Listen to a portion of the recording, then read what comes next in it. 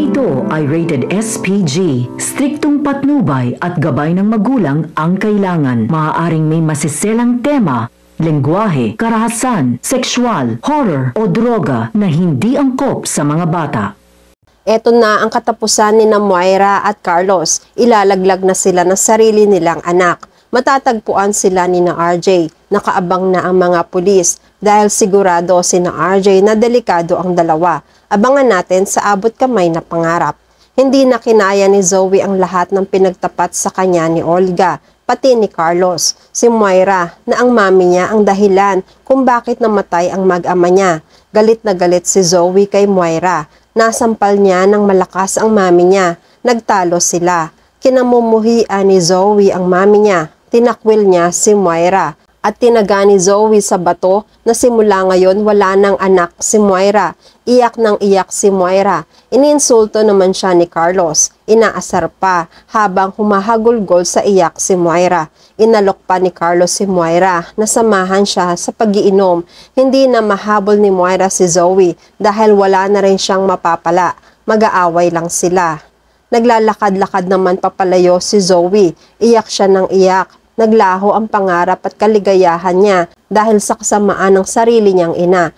Hindi siya makapaniwala na nagawa sa kanya ng makasarili niyang ina ang lahat ng nalaman niya. Tinanggalan siya ni Moira ng kaligayahan at pangarap na magkaroon ng sariling pamilya.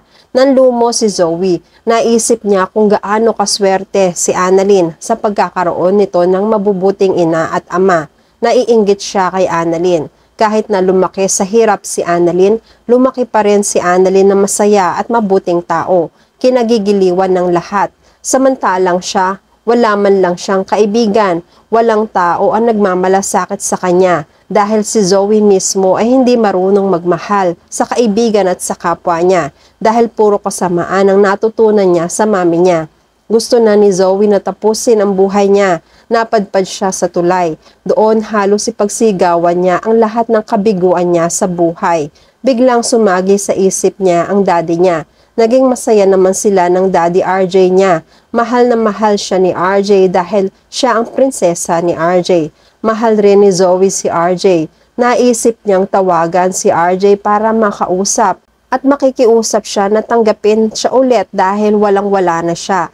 Wala na siyang kamag-anak o kaibigan na malalapitan. Lugmok na si Zoe. Nang marinig ni RJ ang cellphone na nagring, nung makita niya na si Zoe ang tumatawag, ay agad niyang sinagot ito. Galit na galit si RJ kay Zoe dahil hanggang ngayon nakikipagsabuatan pa rin si Zoe sa mami niya. Sabi ni Zoe, "Daddy, I'm sorry. Patawarin mo ako. Alam kong nagkamali ako. Please, Dad." Nagsusumamo si Zoe. Kulang na lang lumuhod siya kung kaharap niya lang ang kausap. Pero nanindigan si RJ. "Papatawarin lang kita kung ita-turn over mo sa mga pulis ang mami mo." Binabaan na ni Zoe si RJ ng cellphone. Iyak siya ng iyak. Sa kabilang banda nag-aalala si Harry kay Zoe dahil ilang araw na simula ng pangyayari ay wala pa rin siyang balita kina Carlos at lalo na kay Zoe. Napagpasyahan ni Harry na siya na mismo ang maghahanap kay Zoe. Sa pag-ikot-ikot ni Harry, nakita niya si Zoe. Parang nag-iiba na ang isip ni Zoe. Gusto na niyang sumama kay Dax at sa anak niya. Nagbabalak na sana siyang tumalon sa tulay pero napigilan siya ni Harry. Tinawag ni Harry si Zoe ng pasigaw para lang matauhan si Zoe. Narinig ni Zoe ang boses ni Harry. Napahagulgol siya. May kapatid pa nga pala siya. Nabuhayan si Zoe dahil may isang tao pa rin ang nagmamalasakit sa kanya. Nagkaroon siya ng pag-asa. Tumakbo si Harry papalapit kay Zoe. Nagyakapan sila. Umiiyak si Zoe. Sabi ni Harry na nandito lang siya. Kahit gaano pa kasama ang mga magulang ni Zoe, may kapatid pa rin naman si Zoe na handa siyang tanggapin. Hindi siya iiwan ni Harry. Pinapakalma ni Harry si Zoe. Sa kabilang banda narinig ni Lynette, Annalyn at Noshi ang pinag-uusapan ni RJ at Zoe sa cellphone. Nais ni Lynette na patawarin na ni RJ si Zoe. "RJ, subukan mo lang na unawain si Zoe. Pakinggan mo ang puso niya. Nagmamakaawa na siya sa iyo bilang anak niya. Sana ay may puwang pa rin sa puso mo si Zoe bilang ama niya." Sumagot naman si RJ. Tulad ng sinabi ko sa kanya, mapapatawad ko lang siya kung totoong nagbago na siya. Ang katunayan ng pagbabago niya ay kapag isinuko na niya sa batas ang mami niya. Kapag ginawa niya yon, mapapatawad ko siya. Sabi ni Nushi, sa oras na ituro ni Zoe ang mami niya, isa lang ang ibig sabihin nun. Handa na siya na makipagkalas kay Moira o maaaring may mabigat na rason para ipagkanulo niya ang nanay niya. Nagtataka sila. Sabi ni Annalyn, ano naman kaya ang dahilan para ipagkanulo ni Zoe ang mami niya? Parang napaka-imposible naman po. Sabi ni Nushi, hindi natin alam, pero isa lang ang sinisigurado ko. Nahihirapan na sila lalo na si Zoe sa buhay na tinatahak niya ngayon dahil sa pagtatago sa batas. Samantala gustong-gusto na ni Olga na makalayo kina Moira dahil ayaw niya ng magulong buhay at nagtatago sa mga pulis.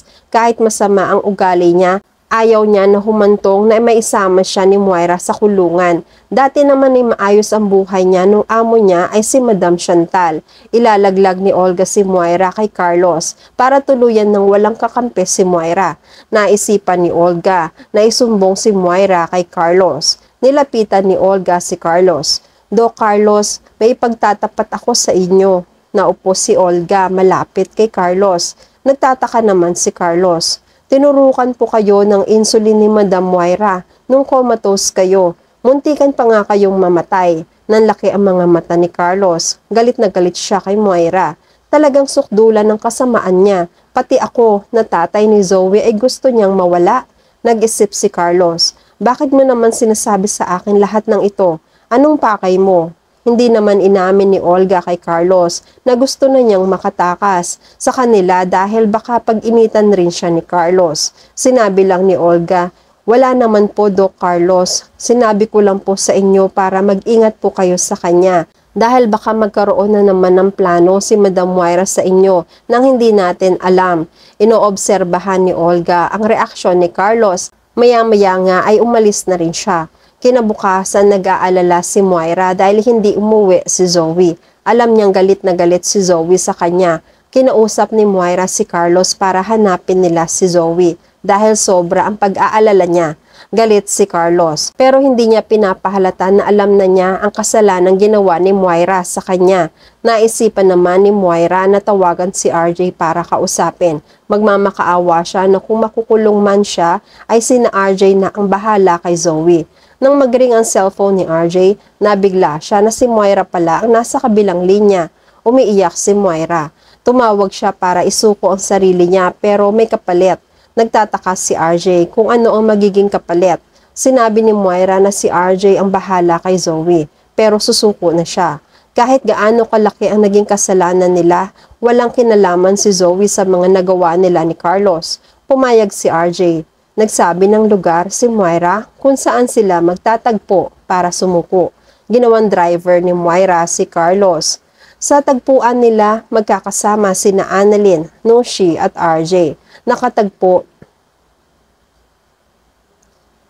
Nakatago ang mga pulis sa paligid. Kilala ni na RJ si Moira na marumi makipag-usap. Maya-maya ay dumating na rin sina Moira at Carlos. Galit na galit si RJ. Ang sabi niya kay Moira, "You're finished, Moira. Dapat mo nang pagbayaran ng mga kasalanan mo. And finally, makakawala na si Zoe sa'yo." Ganon rin ang sinabi ni Nushi. "Game over, Moira. This is the end." Ang di nila alam, pumuporma na si Carlos para barilin sila. Ang plano pala ni Moira, makukulong at makukulong din naman sila. Bakit hindi pa nila itodo ang kasamaan nila? Plano nila ni Carlos na pagbabarilin silang tatlo para wala nang matira. Maya-maya ay nakahalata ang mga pulis, kaya nakaabang na rin sila sa gagawin ni na Carlos at Moira. At yan ang mga pakakaabangan natin sa Abot Kamay na Pangarap. Please like this video and please subscribe to my channel. At magkita-kita po muli tayo sa mga susunod pang episodes.